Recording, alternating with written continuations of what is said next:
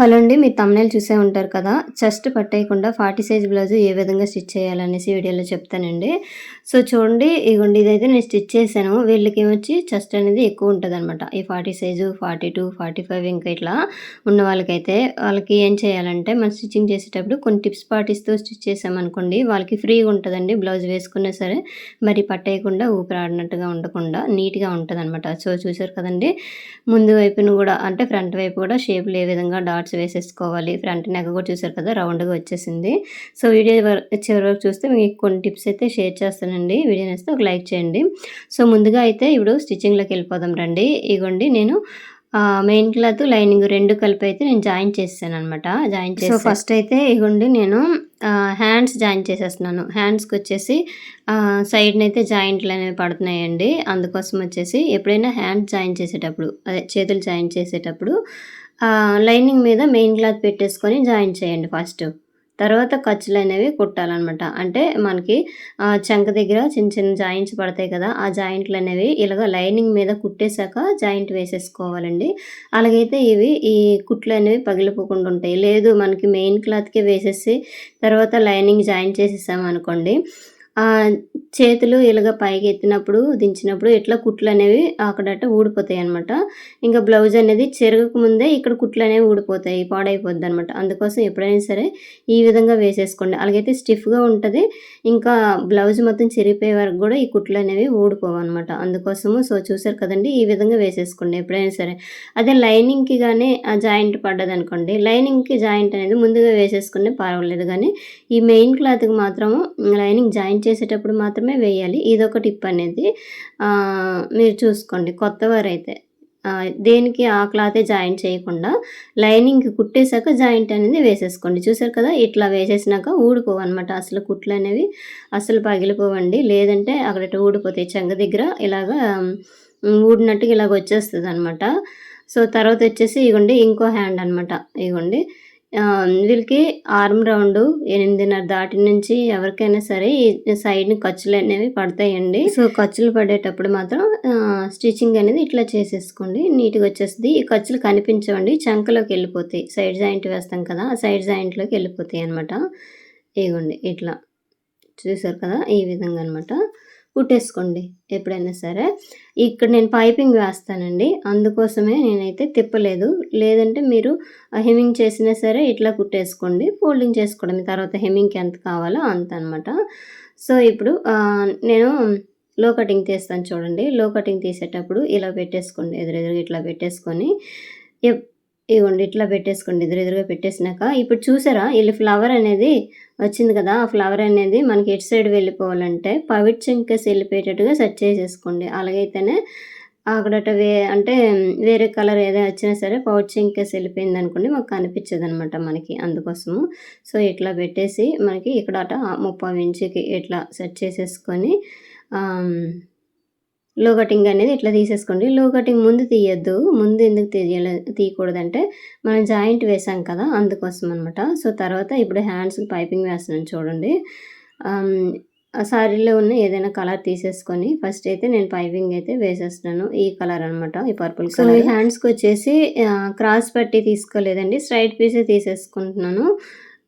స్ట్రెయిట్‌గా ఉంది కదా! క్రాస్ తిరగనవసరం లేదు అందుకోసం. అదే నెక్‌కి మాత్రం ఖచ్చితంగా క్రాస్ పట్టీ కావాలి.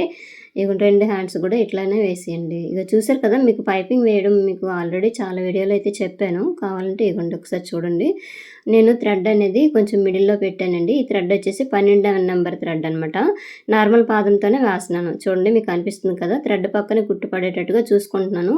పైన క్లాత్ కొంచెం ఎక్కువ ఉంచానండి. ఇది వెనక వైపు తిప్పేసి ఇట్లా ఫోల్డింగ్ చేసేసుకొని ఎడ్జ్‌నే కుట్టు అనేది వేసేసుకొని వచ్చేస్తే నీట్‌గా వచ్చేస్తదనమాట. ఇగోండి చూసారు కదా! పైపింగ్ ఏస్తే బ్లౌజ్ అనేది నీట్‌గా ఉండేటట్టుగా ఉంటదండి. చూడడానికి ఫస్ట్ ఆఫ్ ఆల్ అందం కనిపించేటట్టుగా కనిపిస్తదనమాట. సో, తర్వాత వచ్చేసి ఇప్పుడు బ్యాక్ పార్ట్ కుడుతున్నాను చూడండి. ఈ బ్యాక్ పార్ట్ అయితే నేనైతే డాట్స్ వేస్తున్నాను. డాట్స్ ఆల్రెడీ మార్క్ చేశాను కదండీ! ఈ మార్కింగ్ అనేది మార్కింగ్ మీద వేసేసుకున్నాను. దీని కటింగ్ అనేది ముందు వీడియోలో పెట్టాను చూడండి.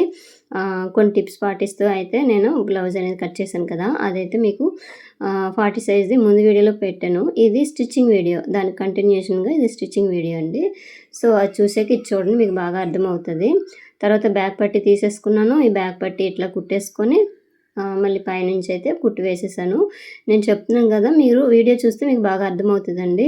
సో, తర్వాత ఈ మెయిన్ క్లాత్‌కి కూడాను కొంచెం ఖర్చు పడింది. ఖర్చు అనేది వేసేసాను. సారీ, ఖర్చు అంటే అదే కొంచెం క్లాత్ అనేది జాయింట్ పడింది. అది వేసేసానండి. వేసేసినాక ఇప్పుడు చూడండి, ఇట్లా ముందనేది డాట్స్ మార్క్ చేశానులెండి కనిపించవని చెప్పేసి ఒకసారి మళ్ళీ కట్ చేసుకుంటున్నాను. తర్వాత మనం డాట్ ఏ విధంగా మార్క్ చేసామో అదే మార్క్ మీద కుట్టేసుకొని వచ్చేయండి. మనకు కరువులాగా కొంచెం తిప్పితే రౌండ్ షేప్‌లో వచ్చేస్తది. లేదా కొంచెం షార్ప్‌గా వచ్చేస్తది. అంతేనండి, ఇంకేం కాదు.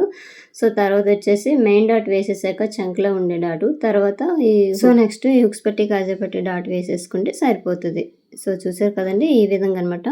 డాట్ ఎప్పుడైనా సరే మనము స్టార్టింగ్ వేసేటప్పుడు కొంచెం షార్ప్‌గా వేసుకోండి. చివరికొచ్చేసరికి కొంచెం కర్వ్ తిప్పేస్తే సరిపోద్ది. డాట్ అనేది షేప్ అనేది నీట్‌గా వచ్చేస్తదండి. ఇప్పుడు రెండో సైడ్ చెప్తాను చూడండి. ఇలాగ వేసేసుకొని కొంచెం ఇలా కర్వ్ తిప్పేస్తే సరిపోద్దనమాట. ఎప్పుడైనా మనకు కావాలంటే. లేదు రౌండ్ అనేది వద్దు అంటే మాత్రం కొంచెం షార్ప్‌గా వేసేసుకోండి సరిపోతది. తర్వాత చూసారు కదా! డాట్స్ అనేది ఇట్లా వేసేసుకోవాలండి.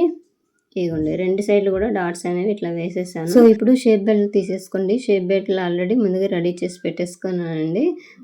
అయితే ఇగోండి ఒకటి పాదం వైపు వస్తది. అంటే ఉక్స్ పట్టి, కాజా పట్టి ఉండేది పాదం వైపు వస్తుంది కదా! చూసారు కదా! ఇట్లా వేసేసుకొని వచ్చేయండి. మనకి ఎంత ఖర్చు ఉంచామో అంత ఖర్చుతో ఇట్లా వేసేసుకొని వచ్చేసినాక తర్వాత ఇట్లా చేయండి. అయితే ఈ షేప్ బెల్ట్‌లు అనేవి ఒక 3, 4 రకాలుగా వేయొచ్చండి. నేనైతే ఈ టైప్‌లో ఈ బ్లౌజ్‌కి అయితే ఇట్లా వేశాను. నార్మల్‌గా వేరేలాగా వేస్తాను. మీకు వీడియోలో చూపిస్తున్నాను కదా! ఆ విధంగా అనమాట. ఈజీగా ఉండాలన్నా ఒకలాగా వేసుకోవచ్చు. నీట్ ఫినిషింగ్ రావాలంటే ఒకలాగా వేసేసుకోవచ్చు. మనకి స్పీడ్‌గా అవ్వాలంటే ఒకలాగా వేసేసుకోవచ్చు అనమాట. ఈ షేప్ బెల్ట్‌ల్లో చాలా రకాలున్నాయి. సో, మీరైతే ఇగోండి చూసారు కదా! ఇట్లా వేసేసుకోండి. ఇగోండి ఇలాగా. 2 అయితే ఇట్లా వేసేసాం కదండీ! తర్వాత ఇప్పుడు హుక్స్ పట్టి, కాజా పట్టి వేసేసుకోవాలి. ఇగోండి ఈ 2 కరెక్ట్‌గా వచ్చాయా లేదా అని ఒకసారి చెక్ చేసేసుకోండి. కరెక్ట్‌గే వచ్చేసాయి. ఒకవేళ ఎక్కువ తక్కువ ఉంటే షేప్ బెల్ట్ దగ్గర అడ్జస్ట్ చేసేసుకోండి ముందుగానే. తర్వాత ఇవి కుట్టేసాక మాత్రం అడ్జస్ట్ అవ్వదండి. మళ్ళీ అప్పుడు షేప్ అనేది పోతదనమాట అందుకోసము. ఈ మెయిన్ క్లాత్ ఏమొచ్చి నేను 3 ఇంచెస్ వెడల్పు తీసేసుకున్నానండి. దీనికి కొంచెం లైనింగ్ కూడా పైన యాడ్ చేసేసుకొని కుట్టామనుకోండి ఇంకా స్టిఫ్‌గా ఉంటది. నా దగ్గర కొంచెం లైనింగ్ లేదని చెప్పేసి ఈ క్లాత్‌నే కొంచెం ఎక్కువ ఫోల్డింగ్ చేసేసి కొంచెం గట్టిగా వచ్చేటట్టుగా అయితే నేను ఇట్లా కుట్టేసుకొని వచ్చేస్తున్నాను. సో, ఇగోండి ఈ విధంగా అనమాట. పక్కన ఇంకో కుట్టు అనేది వేసేసుకొని అయితే వచ్చేయండి. చూసారు కదా! ఇట్లా అనమాట.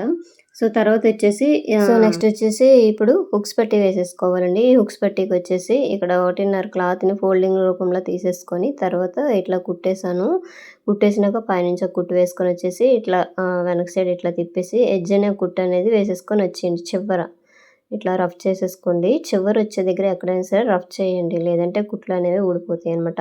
ఈ 2 కరెక్ట్‌గా చూసేసుకొని ఇక్కడ చూడండి ఈ విధంగా అడ్జస్ట్ చేసేసుకొని కట్ చేసేసుకోండి.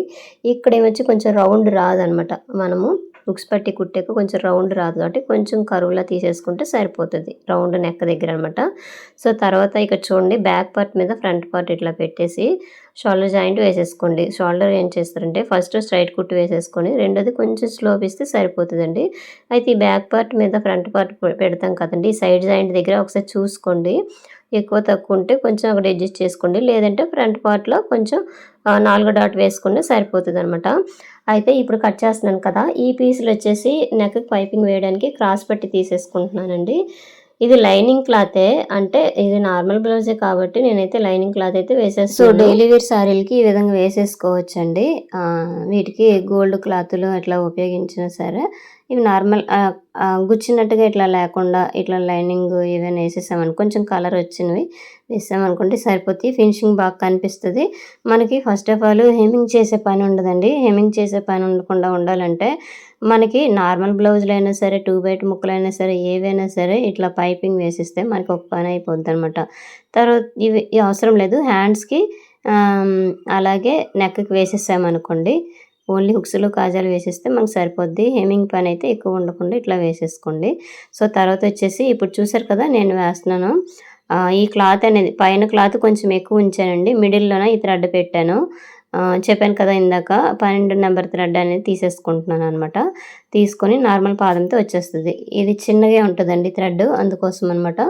నా పాదం పక్కనే కుట్టు పడేటట్టుగా చూసేసుకోండి. రౌండ్ దగ్గర మాత్రం లాగకుండా మనకి కొంచెం మనమే క్లాత్‌ని కదుపుతూ కుట్టామనుకోండి, ఆ రౌండ్ షేప్ దగ్గర మాత్రం నీట్‌గా వచ్చేస్తది. తర్వాత ఇక్కడట కొంచెం క్లిప్ కట్ అయింది గానీ, ఇక్కడట కొంచెం చిన్న చిన్న కట్స్ పెట్టేసుకోండి. ఎక్కడంటే రౌండ్ ఈ ఫ్రంట్ దగ్గర, బ్యాక్ రౌండ్ దగ్గర చిన్న చిన్నవి మనం ఫస్ట్ కుట్టినాం కదా! ఈ ఆ పైపింగ్ కుట్టేటప్పుడు చిన్న కట్స్ పెట్టేసుకున్నామనుకోండి, ఈ రౌండ్ అనేది ఇలాగ తిరుగుతదనమాట. లేదంటే ఎత్తినట్టు కనిపిస్తదండి. అందుకోసము ఈ విధంగా చిన్న చిన్న కట్స్ పెట్టేసుకొని మిగతా క్లాత్‌ని వెనక వైపు తిప్పేసి ఇలా ఫోల్డింగ్ అనేది చేసేసుకొనొచ్చేయండి. ఇక్కడ చూసారా ఇది రౌండ్ అనమాట. సో, రౌండ్ తిప్పేటప్పుడు మాత్రం మన చెయ్యితోనే ఇలాగా అదుముతూ కుట్టుకొని రావాలండి. లాగామనుకోండి ఇంక పైకి ఇలా లేచినట్టు కనిపిస్తది పైపింగు. అలా రాకుండా ఉండాలంటే ఈ విధంగా కుట్టేసుకోండి. ఈ చివరికొచ్చేసరికి రఫ్ చేసేసుకోండి. సో, చూసారు కదండీ! ఈ విధంగా అనమాట.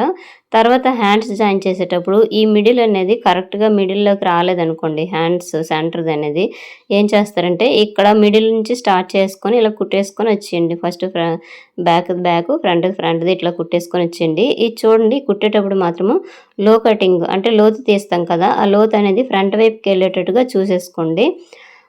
2 లోతులు గూడా ఫ్రంట్ వైపు వచ్చేటట్టుగా చూసేసుకోండి. ఇగో చూసారు కదా! మీరు ఎప్పుడైనా సరే ఒకవేళ మిడిల్‌కి కరెక్ట్‌గా రావట్లేదు హ్యాండ్ అనేటప్పుడు మాత్రము ఈ విధంగా హ్యాండ్ అనేది కుట్టామనుకోండి కరెక్ట్‌గా వచ్చేస్తదండి. సో, తర్వాత రెండో సైడ్ గూడా ఇదే విధంగా వేసేసుకోవడమే. మిడిల్ నుంచి స్టార్ట్ చేయండి. ఒకవేళ లేదు ఈ మిడిల్‌ది నాకు కరెక్ట్‌గా వచ్చేస్తదంటే మాత్రం స్టార్టింగ్ నుంచి వేసేసుకోండి పర్వాలేదు. లేదంటే ఈ విధంగా వేసేసుకోండి. సో, చూడండి కుట్టినాక ఈ విధంగా రావాలనమాట హ్యాండ్ అనేది. తర్వాత కుట్టు ఫస్ట్ వేసేసాం కదా! తర్వాత ఇంకో కుట్టు వేసేసుకోండి. డబుల్ స్టిచ్ అనేది వేసేసుకోవాలి. సో, ఇగో చూసారు కదా! ఇట్లా అనమాట.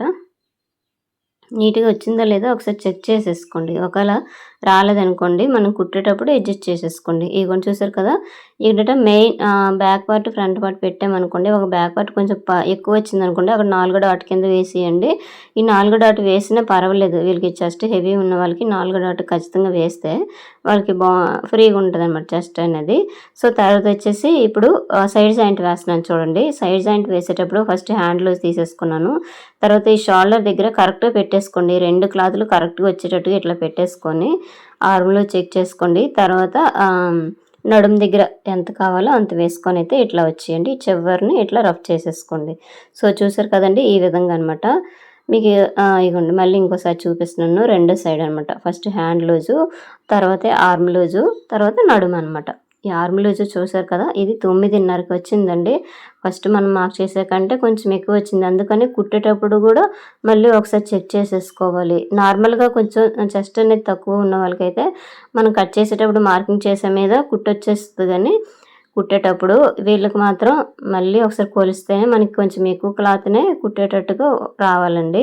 అలాగైతేనే వీళ్ళు పట్టేయకుండా ఉంటది చెస్ట్ అనేది. సో, బ్లౌజ్ అంతా బ్యాక్ పార్ట్, ఫ్రంట్ ఒకే లెవెల్‌లో వచ్చేటట్టు కుడితేనే వీళ్ళకి పట్టకుండా ఉంటదండి చెస్ట్ అనేది.